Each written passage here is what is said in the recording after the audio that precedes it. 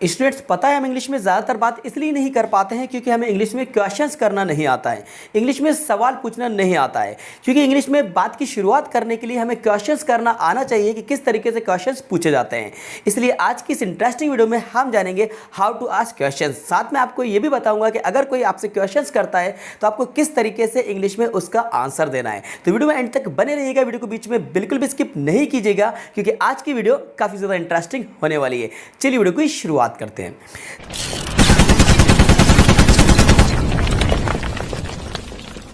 Students, English में questions दो तरह से पूछे जाते हैं, एक हेल्पिंग वर्ब से और दूसरा WH फैमिली वर्ड से।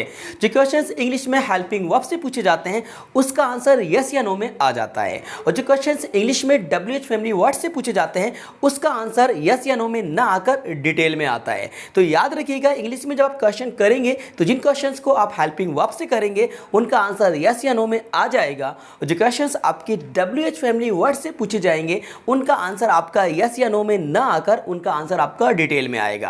अब हम हिंदी में बात कर लेते हैं कि हिंदी में अगर आप क्वेश्चन कर रहे हैं तो हिंदी में जिस क्वेश्चन को आप क्या से स्टार्ट करेंगे। तो याद रखिएगा, जो क्वेश्चन आपका हिंदी में क्या से स्टार्ट होता है वो आपका इंग्लिश में हेल्पिंग वर्ब से स्टार्ट होता है। यहाँ पर इस क्या क्या मतलब व्हाट नहीं होता है। तो याद रखिएगा, जिस क्वेश्चन को आप हिंदी में क्या से कर रहे हैं इंग्लिश में वो क्वेश्चन आपका हेल्पिंग वर्ब से स्टार्ट होगा, ठीक है। और जिस क्वेश्चन को आप क्वेश्चन वर्ड से, it means WH family word से स्टार्ट कर रहे हैं उसका आंसर आपका डिटेल में आएगा। अब हेल्पिंग वर्ब्स क्या होती हैं, WH फैमिली वर्ड्स क्या होते हैं, ये चीज़ आपको ऑलरेडी पता होगी। इसके ऊपर मैंने वीडियोस पहले बनाई हुई हैं, इस टॉपिक को मैंने कवर कराया हुआ है। अगर आपने उन वीडियोस को नहीं देखा है तो एक बार आप उन वीडियोस को देख लीजिएगा। फिलहाल मैं आपको याद दिला देता हूँ, आपको बता देता हूँ कि हेल्पिंग वर्ब्स क्या होती हैं और WH फैमिली वर्ड्स क्या होते हैं। देखिए, helping verbs do, does, was, were, will, shall, did, has, have, can, ये सारी हमारी हेल्पिंग वर्ब्स कहलाती है, ठीक है। तो हेल्पिंग वर्ब्स से क्वेश्चंस किस तरीके से किया जाएगा ये हम बात जानेंगे आगे की वीडियो में। इससे पहले हम समझ लेते हैं WH family words.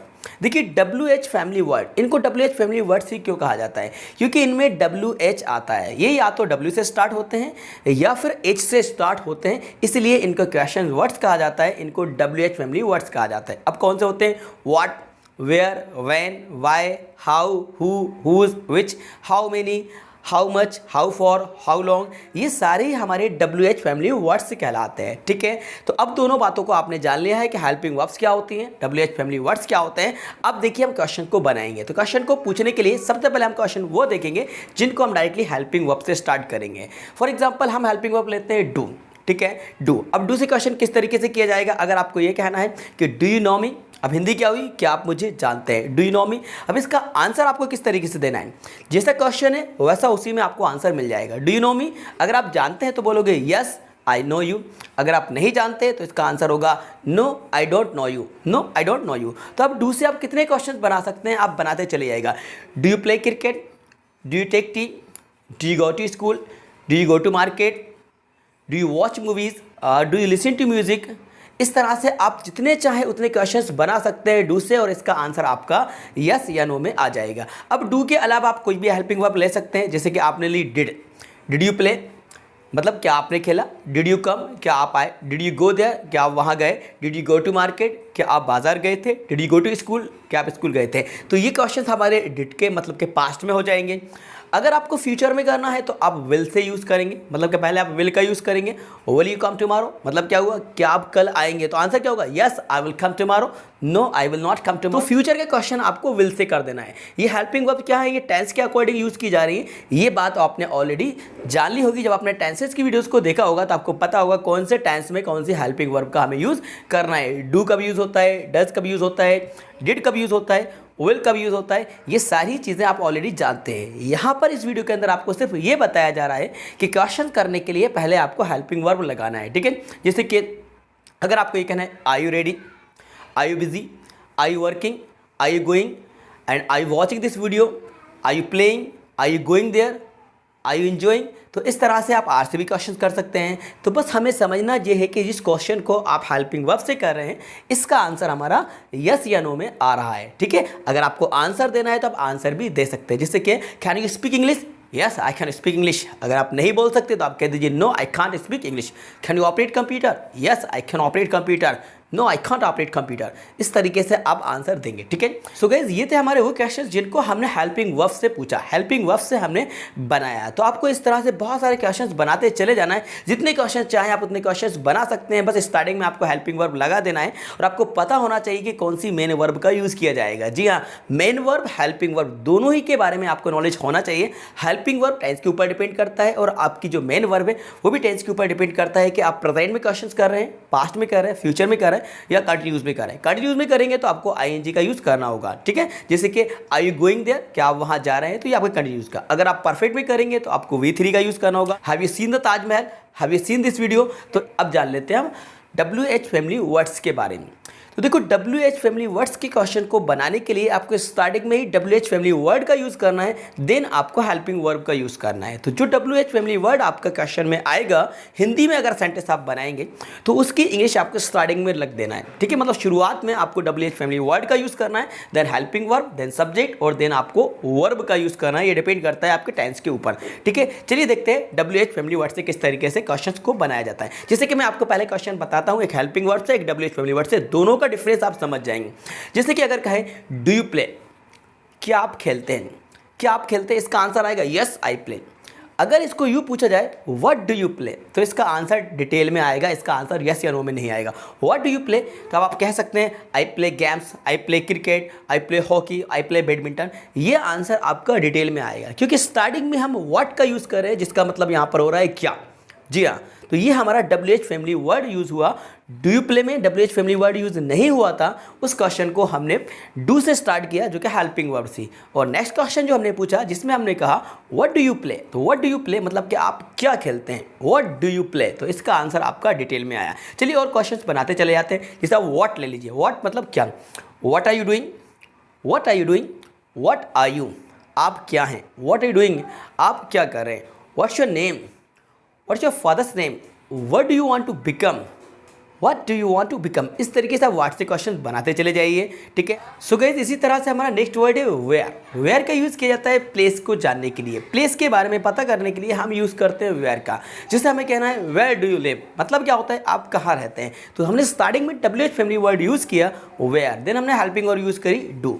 Where do you live, ये प्रेजेंट इंडेफिनेट का सेंटेंस है, आपको पता होगा कि ये कौन सा टेंस का है, ठीक है। वेयर डू यू लिव, आप कहाँ रहते हैं, तो इसका आंसर आप बता सकते हैं I live in Delhi, I live in Mumbai. तो where do you live.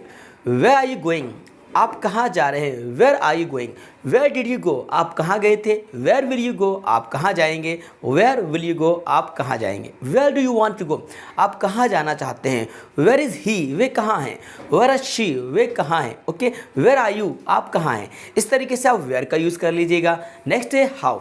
How मतलब होता है कैसा, कैसी, कैसे। How are you, how are you, तो हाउ का यूज़ करके भी आप क्वेश्चन को बना सकते हैं, ये भी एक WH फैमिली वर्ड है। नेक्स्ट है जैसे हु का यूज़ किया जाता है पर्सन के बारे में पता करने के लिए, सब्जेक्ट को जानने के लिए, सब्जेक्ट को तलाश करने के लिए हु का यूज़ करते हैं। याद रखिएगा हु का यूज़ पर्सन के ही लिए किया जाता है। जब भी क्वेश्चन आपका हु से किया जाएगा, उसके आंसर में आपको सब्जेक्ट का नेम बताना है, ठीक है। जैसे हु आर यू, आप कौन हो, तो आप अपना नेम बताएंगे। हु आर यू, अब अपना नेम, जैसे I am Rahul, who are you, I am Rahul. तो इस तरीके से आपसे जब भी क्वेश्चन किया जाए हु, तो हु का मतलब होता है कौन। हु इज़ द फादर, आपके फादर कौन है। हु इज़ द मदर, आपकी मदर कौन है। And who is the prime minister of country. So इस तरीके से आप हु से क्वेश्चंस को बनाएंगे, जिसका आंसर आपका सब्जेक्ट आएगा, किसी ना किसी पर्सन का नेम आएगा, ठीक है।